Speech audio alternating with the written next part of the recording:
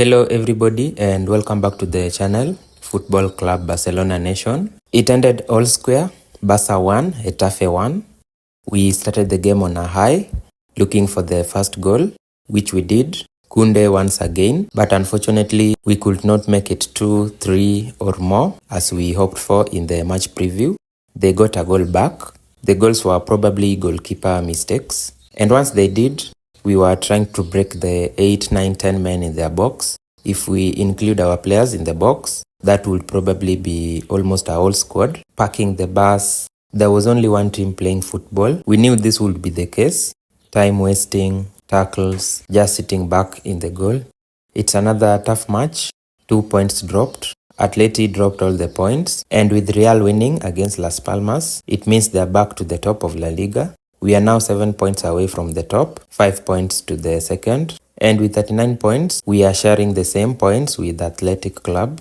So we are in a difficult situation. Which now brings us to the purpose of this video. We are going to analyze how the game went, what went wrong, Flick's words after the game. Balde was racially abused.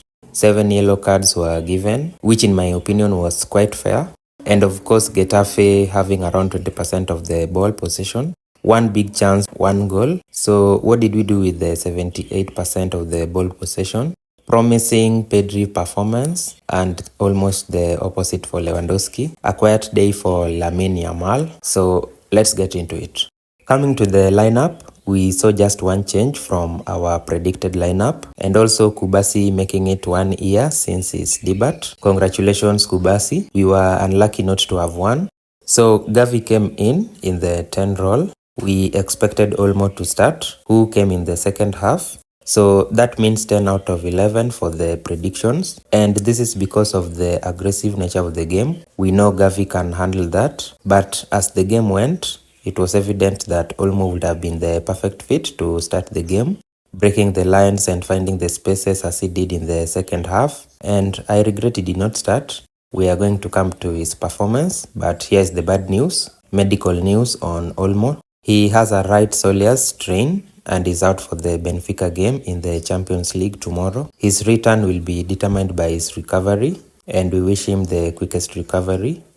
So I won't go into much details for the starting 11. It was as we expected in the preview video, with only Gavi coming in the 10 role instead of Olmo. So the team was given a guard of honor before the start of the game, following our Supercopa win. So let's go into the first half. We started the game on a high, once again, crosses into the box, and 22 seconds into the game, Yamal had a header. He also had a shot in the 4th minute, so there were signs. And then in the 9th minute, we scored very early in the game. Our fullbacks, Koundé and Balde again on the forefront. It starts with Balde taking on a Getafe player. Pedri on the edge, he finds the pass. A pass that no other player would easily find, and Koundé makes the perfect run. It's close range, the keeper struggling to pick the ball, and Koundé flicks it home to make it 1-0 up. He also made a great block, Koundé, in the 24th minute, so he was on both sides of the pitch, working hard for us, both defensively and offensively. Then in the 32nd minute, Rafa misses a clear header from Koundé cross once again. It was Yamal on the right wing with the outside of his boot to create this chance, and we could not make it 2 goals in half an hour. And this is how we lost the 3 points, basically losing the game. 5 minutes later, they got the goal. Iñaki made a great save from the first shot. It bounces back to them, and that was their only shot on target in this game, and it was 1-1. We didn't give up though. Immediately in the 36th minute, I don't know whether it was offside, Lewandowski received a high ball, kept it and passed to Yamal. Yamal with the Rabona flick, and the ball went out of the pitch. Lewandowski was very furious. We were 1-1 and trying to make it ahead just 1 minute later after conceding. So what do you make of this? Was it unlucky of Yamal or just trying to enjoy at the wrong time? And in the 38th minute, we saw Balde taking defenders as if he's a winger. Of course he's a winger.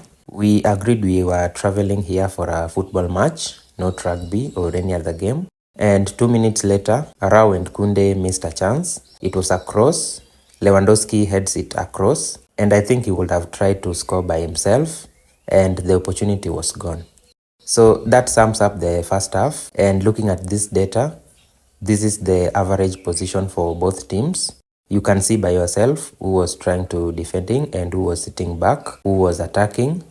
1 chance for them, 5 chance for us, and probably this is what they had been dreaming of. They said their plan is working very well from the 30 seconds or 1 minute interview right after the game, and they were very happy with the goal, with the draw, and they said they are looking to keep this momentum in the second half. I think someone should have reported this to our dressing room, but anyway, we failed to score in the second half. Which now brings us to the second half. De Jong coming in to replace Casado immediately right at the start of the second half, which for me was a better call. This was the only way Casado would find some time to rest and De Jong to get some important minutes in this intense game to see how fit he is, and I can say he really handled it well. We saw in the 52nd minute, Yamal ran, taking 2-3 defenders. I mean, all the Getafe players were defenders. He had a great run, dodging all the tackles and tried a shot, which unluckily was deflected. And that was the story of the game. We had series of events in the last stages of the game. In the 79th minute, De Jong had a great shot from outside of the box, and it was on target, a brilliant shot, matched by the save. And then in the 80th minute, look at this. Kunde penalty appeal. So is this boxing or football? I think this is rugby, despite our agreement that this will be a football match. And a minute later, 81, across to Rafinha, and this sums up the game. It wasn't their day, it wasn't our day. The finish was an answer to our quality. We kept going regardless. Kubasi also made some great tackles in the last minutes of the game, I think around 86th minute. And our last chance of the game came in the 9 minutes. Ferran in the 98th minute. Maybe it's fatigue, frustrations, lack of confidence, name it. He tries to do something, but the ball gets away from him, and the game ended 1-1. And you could notice this as Getafe were celebrating. They won the game, and they're on top of the league. Or was it a final, a trophy or something? So that was that. We need to learn and move on from this. Coming to the subs, Olmo came in for Gavi after an hour, minute 61. He tried to change the game, a very skillful player, and we wish he would have come early, maybe in the first minute or after halftime. Ferran came in for Lewandowski with 9 minutes of regular time left. It was not the best night for our number 9s, Lewandowski in this case, Ferran in the last minutes. This was a strange game. We struggled and could not take our chances. And 1-1, we can say we lost the game and a massive opportunity in fighting for the league title. We only saw 3 changes, De Jong, Olmo and Ferran. So what do you make of the subs? And that will wrap up the match analysis. What do you make of our performance? Not Getafe, we are focused on football. Champions League is on the line. What can we do to make it better against such kind of opposition? So focus is on tomorrow night. We are building up for Benfica. All the match preview to come. Thanks to each and every one of you, and see you in the next one.